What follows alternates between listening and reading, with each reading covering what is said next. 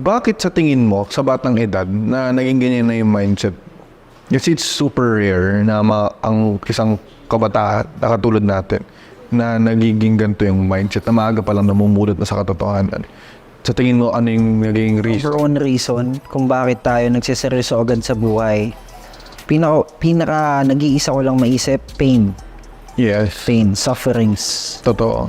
Lahat ng masasamang nangyayari sa buhay natin, yun yung naging fuel. Trauma. Traumas, lahat. Totoo. Yun talaga yung magiging fuel mo eh. Kasi as you go through life, kung sobrang basic lang ng mga nararanasan mo, happy-go-lucky, sama ka sa tugol, for nothing friends mo, diba, bad influences. Kumbaga, kung happiness lang yung paiiralin mo, wala ka nararanasang trauma, wala ka nararanasang pain. Tingin ko hindi mo naman gagawin lahat ng to. Hindi ka magiging milyonaryo, hindi ako yayaman, hindi Totoo tayo yun. magtatagumpay. Totoo yun. Yeah, hindi talaga. Totally hindi. Okay. So ngayon, yung first version ng mo, galing sa likod ng CR. Yeah. Oo.